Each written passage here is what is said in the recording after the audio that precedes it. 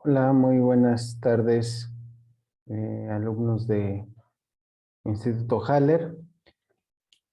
Les voy a dar la clase de eh, visión microeconómica y la clase de economía 2. Voy a empezar con los chicos de visión microeconómica y vamos a ver los temas que tienen que ver concernientes a esta semana en base a lo que nos quedamos la semana pasada. Y de igual manera, con los chicos de Economía 2 vamos a seguir hablando de aspectos económicos a nivel global. Y bueno, es lo que vamos a abordar en los siguientes minutos.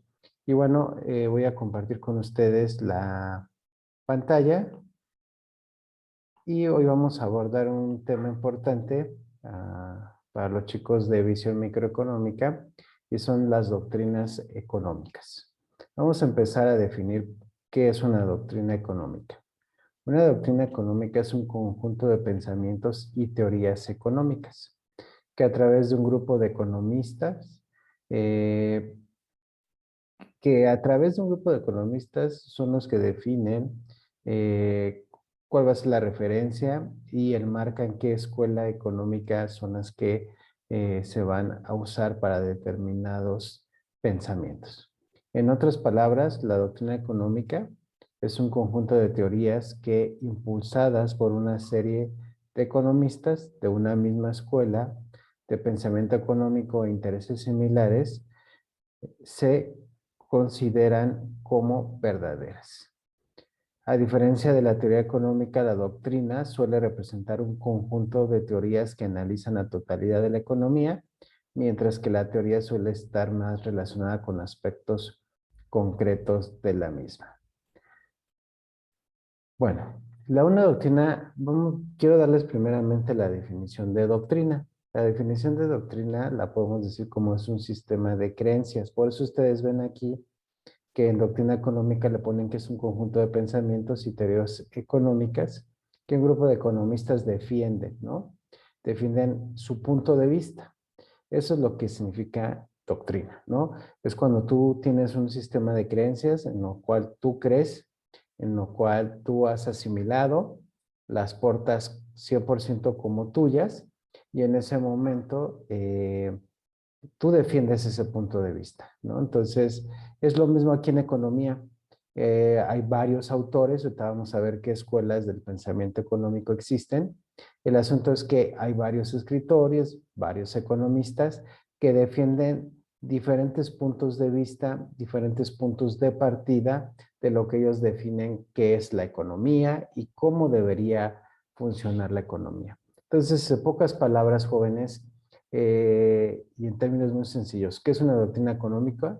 Es el sistema de creencias que tenemos acerca del tema económico, ¿no? Entonces es importante que tú generes, porque es muy importante esta materia, en dos sentidos, porque este tema, en dos sentidos. Número uno, porque hoy vas a aprender a identificar los tipos de pensamiento económico, principios, sistema de creencias que tienen los países a través de las distintas escuelas económicas. Entonces tú vas a poder identificar muy seguramente la Escuela Económica de México. ¿Cuál es su doctrina económica? Sí, así como lo escuchas. Pareciera que esto es pura teoría, que es papel, que son de autores viejos y pasados, pero no hay nada más lejos de la realidad. En realidad, todas estas escuelas que vamos, todos estos pensamientos son vigentes hasta la fecha. Entonces, eh, por eso es que podemos enmarcar qué tipo de doctrina, pensamiento, costumbres, creencias económicas tienen en Estados Unidos, en México, en Cuba, en Venezuela, en Rusia, en China. Y poder entender cuál es esa estructura económica que manejan. Por eso yo te decía, hoy vas a aprender a saber reconocer eso. Y número dos, pues tú vas a poder aprender y adoptar un sistema de creencias, crear el tuyo, ¿no? A lo mejor tú haces una combinación de dos escuelas, de tres escuelas. Lo importante es que lo que tú asimiles, creas, pienses y construyas de conocimiento, pues tiene que ir todo encaminado a que sea cada vez mejor, ¿verdad? Acuérdate, porque la economía estudia cómo vamos a utilizar los recursos limitados, que son escasos, para poder satisfacer las necesidades que tiene una población. Entonces, en base a eso, tú vas a escoger cuál pensamiento económico, qué doctrina económica es la que más tú defenderías o qué cambios harías para formar tu propio sistema de creencia económico.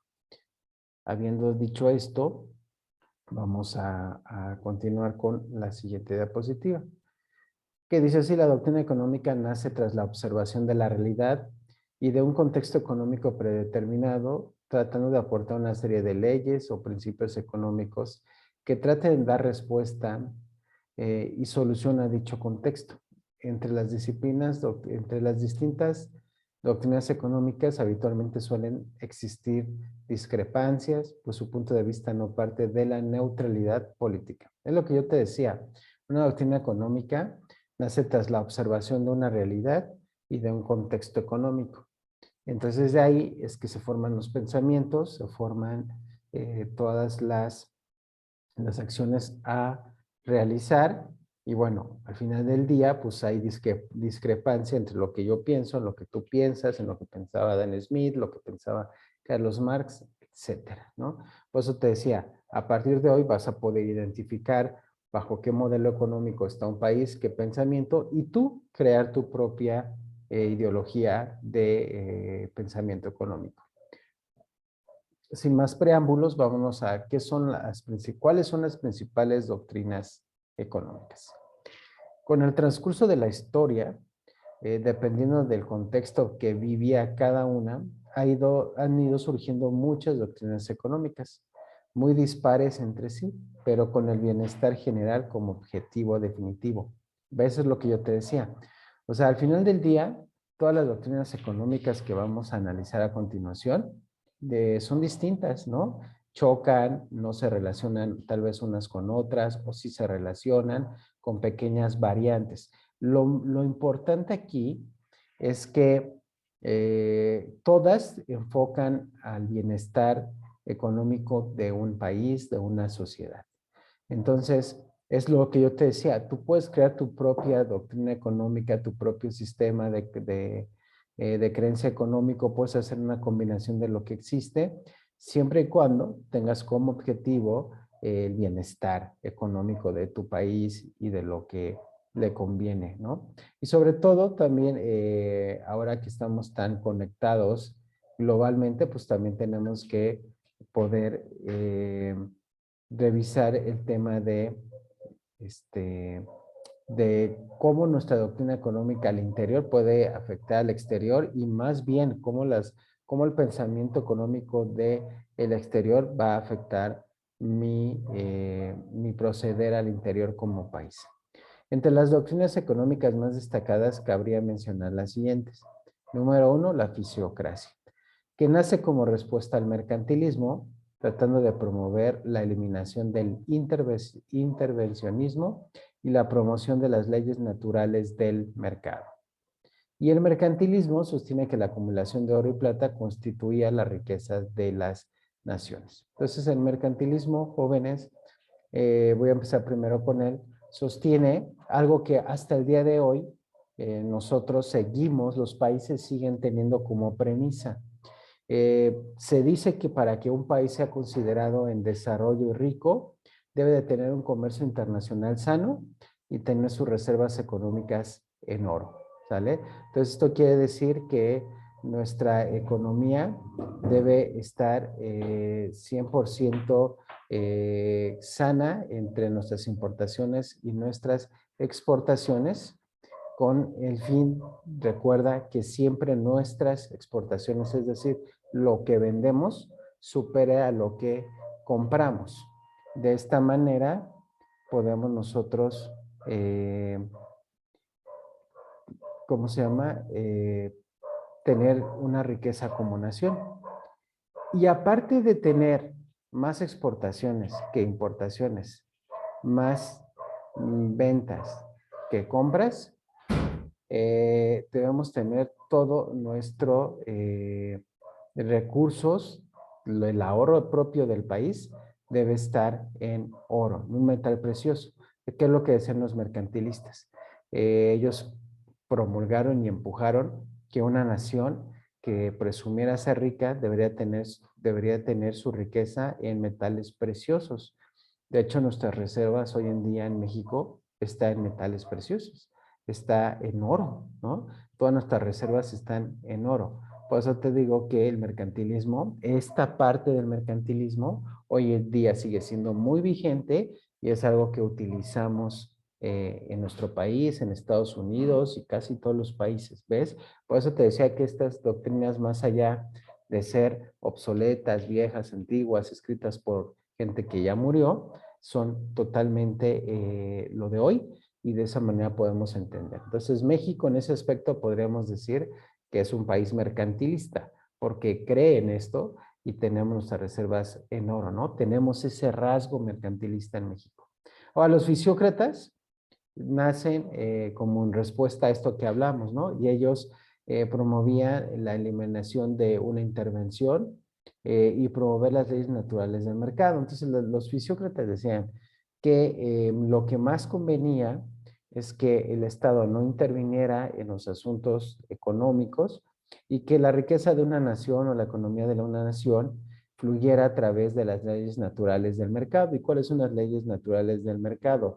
Pues la oferta y la demanda, ¿no? Entender los tipos de mercados que vamos a ver más adelante, si estamos en un mercado de competencia perfecta, de competencia imperfecta, y cómo se mueve todo esto. Entonces ellos decían, dejemos que la oferta y la demanda, el demandante y el oferante y el demandante, como lo quieras ver, sean los que rijan la situación económica.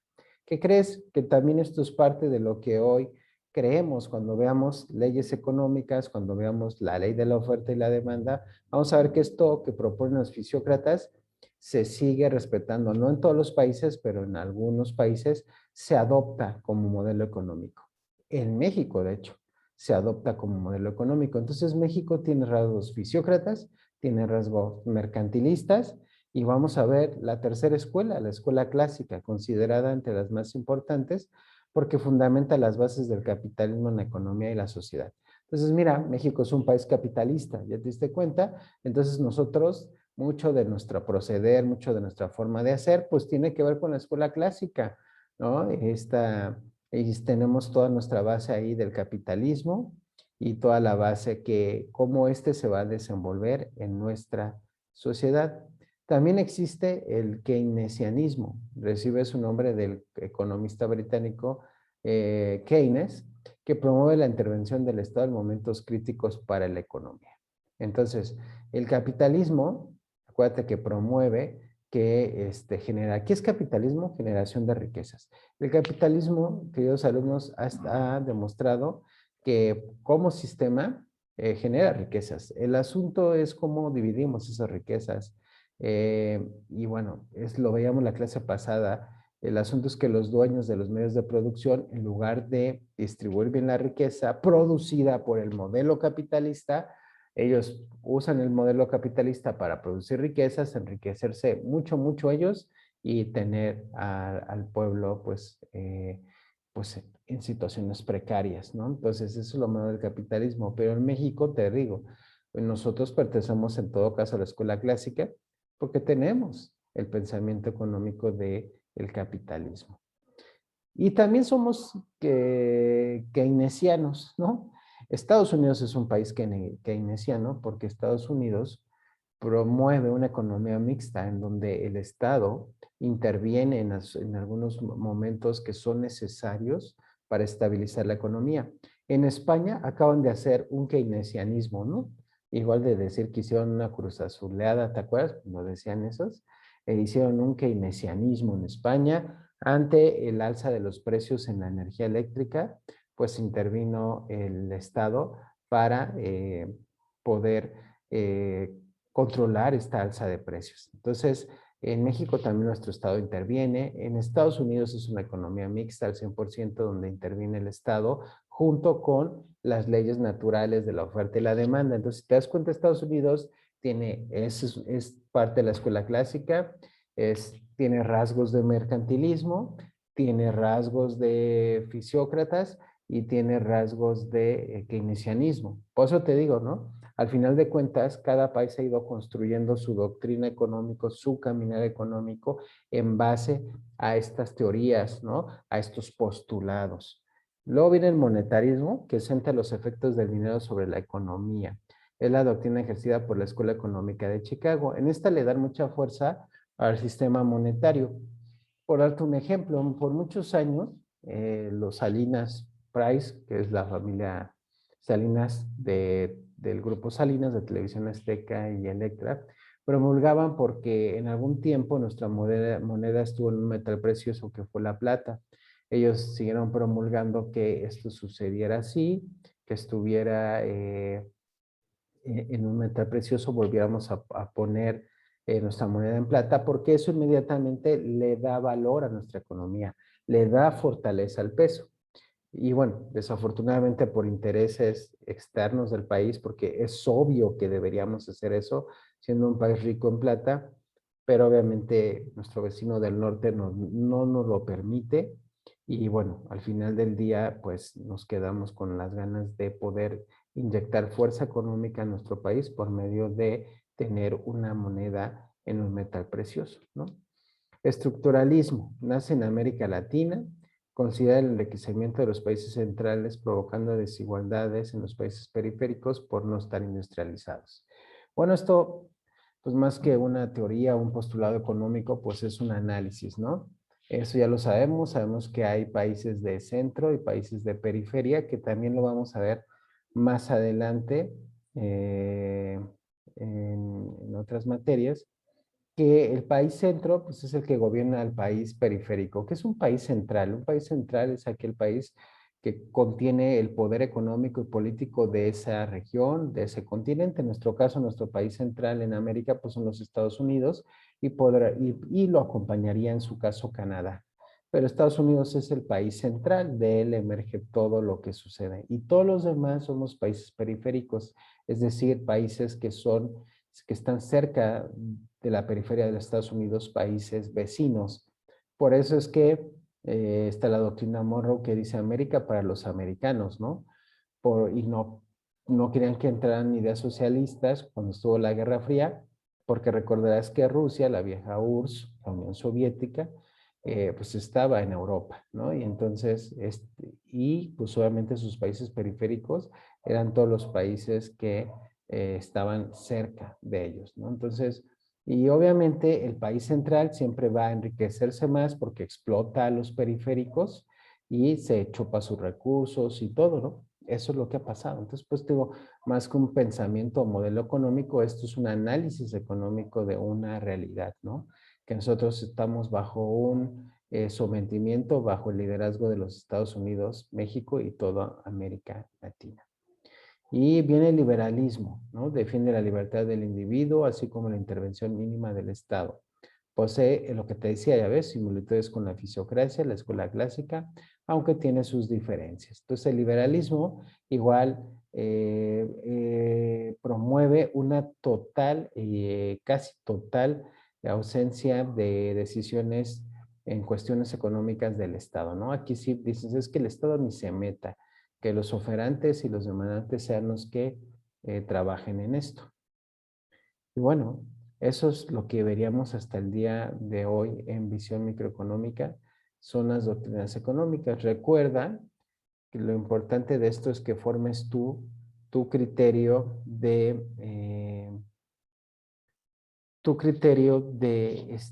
doctrina, de pensamiento económico. Ahora ya sabes, analizamos juntos cuál es nuestro pensamiento económico en México y vemos que tenemos una mezcolanza y hoy en día con nuestro actual presidente le tendríamos que agregar pues una parte de socialismo, ¿no? Porque pues él promueve mucho la igualdad del pueblo y que no puede haber gobierno rico sin pueblo y pueblo pobre, ¿no? Entonces, es lo importante que veamos los rasgos, pero tampoco podemos decir que somos un país socialista y que nos vamos a convertir porque lo acabas de estudiar, ¿no? Hay un estructuralismo económico y hay una estructura donde Estados Unidos es el país central y él pues lleva las riendas de la economía en América Latina. Por ende, México, o por lo menos con nosotros directamente, difícilmente veremos esto. En Venezuela lo ha permitido Estados Unidos y hay que dejarlo claro, lo ha permitido, pues sencillamente Venezuela no le causa ningún interés económico a los americanos, ¿no? Ni un Bolivia, ni un Paraguay, ni un Uruguay, sinceramente, ¿no? Brasil es capitalista, Argentina es capitalista, Chile es capitalista, México es capitalista, son naciones, Canadá es capitalista, son naciones poderosas, donde Estados Unidos probablemente tuviera otras actitudes, ¿no? Entonces, los demás países, pues sinceramente, pueden rodar, ¿no? Y pues, simplemente Estados Unidos vigila que no pase nada fuera de lo que ellos no quieran, ¿no? Ya vimos que traemos un modelo de mercantilismo, un modelo fisiócrata, un modelo de escuela clásica. Entonces, México es una combinación de cada uno de estos pensamientos económicos, hemos tomado algo. Y no somos el único país que hace eso. También los Estados Unidos, recuerda, tiene rasgos de cada una. Lo importante es formar la mejor opción para nuestros países, ¿no? Entonces, esa es la finalidad real de establecer una doctrina o pensamiento económico.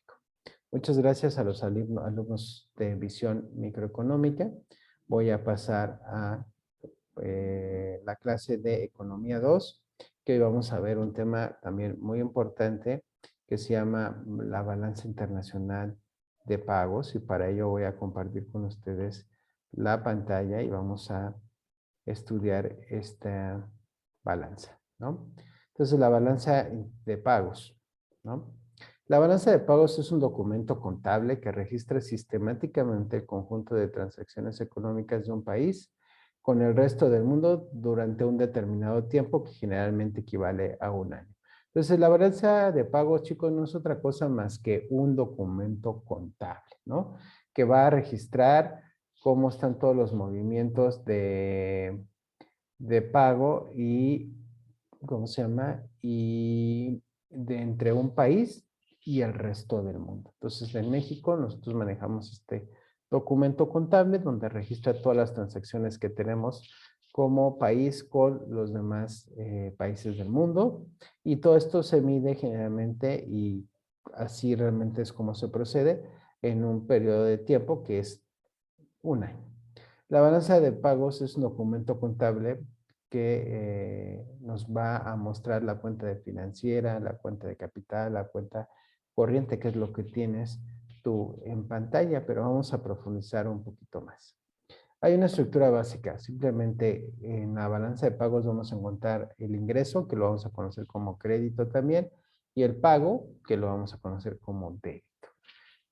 Pues solamente un crédito es cuando, ¿qué? Cuando exportamos, cuando vendemos más productos hacia afuera, ¿no? Entonces eso es un ingreso para nuestro país porque a nosotros nos compran como mexicanos un producto y esa ganancia entra directamente al país.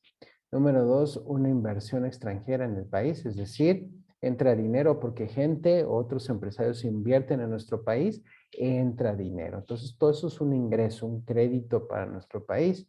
Los intereses y dividendos de las inversiones en el extranjero. México puede ir e invertir en alguna zona turística de Chile, en una zona turística de Francia, y de eso México recibir ganancia, ¿verdad? Entonces, de esa forma, nosotros generamos un ingreso. Pero también está el débito a los pagos, ¿no? Que es al revés. Por ejemplo, cuando nosotros compramos del extranjero para traerlo a México, pues bueno, al final del día ese dinero pues entró a otro país y no, no al nuestro. Entonces se pagó allá. Y una inversión exterior, salida de capital, ¿no? Cuando algún empresario mexicano saca su empresa de México y la pone en otro lado, pues bueno, eso ya es una salida de capital. La suma de los saldos de los diferentes componentes de la balanza de pagos, cuenta corriente, cuenta capital y cuenta financiera, nos debe sumar cero para que estén estables. Ahí está la estructura básica de la balanza de pagos. Balanza de pagos está dividida en cuenta corriente, cuenta de capital y cuenta financiera, que es lo que vamos a ver cada una de ellas. La balanza por cuenta corriente. Tenemos que son tres: balanza comercial, balanza de servicios, balanza de transferencias. La balanza por cuenta corriente registra las compras y ventas de bienes y servicios y además las transferencias multilaterales. Entonces recuerda, la balanza de cuenta corriente se va a dividir en la balanza comercial, la balanza de servicios y la balanza de transferencias. La balanza comercial no es otra cosa, chicos, que nos va a registrar los ingresos, las importaciones y las exportaciones que tiene el país, ¿no? Entonces, en nuestro caso, nuestra balanza comercial siempre es deficitaria, ¿no? Porque siempre tenemos más importaciones que exportaciones, siempre compramos más de lo que vendemos, desafortunadamente. Y todo esto se va a registrar en nuestra balanza comercial. La balanza de servicios es lo mismo, pero a nivel servicios. Recordemos que la otra balanza va a registrar importaciones y exportaciones de productos, ¿no? Computadoras, manzanas, animales, todo eso. Y al final del día, se va a poder hacer una balanza de qué se vendió más y qué se compró más. Igual en la balanza de servicios, ¿no? En la balanza de servicios tenemos el tema de importaciones y exportaciones, pero de servicios, ¿sale? Y bueno, eso es lo que nos va a reflejar esta balanza. Esta es la de transferencias que también nos va a aquella que va a registrar los ingresos y pagos que se realizan del extranjero, ¿sale? Entonces es todo lo que entra al país y lo que sale del país por cuestiones de remesas y donaciones, también se registra aquí, jóvenes.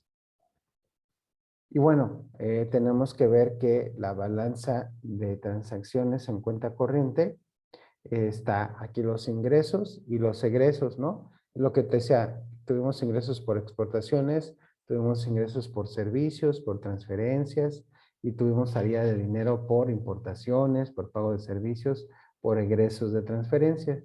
Se suman los dos ingresos y egresos y la resta nos da el saldo de la cuenta corriente, ¿no? Entonces, afortunadamente, ahí es donde yo te digo que México siempre pues, sale poniendo más, vendiendo más de los ingresos que tiene. Si el saldo es negativo, saldo de la cuenta corriente déficit, pues hay que hacer algo, ¿no? Cuando tenemos pérdidas, entonces lo que se hace en este caso es vender activos nacionales, préstamos externos y vender activos en el extranjero para estabilizar nuestras monedas. Pasamos a la segunda cuenta, que es la cuenta financiera.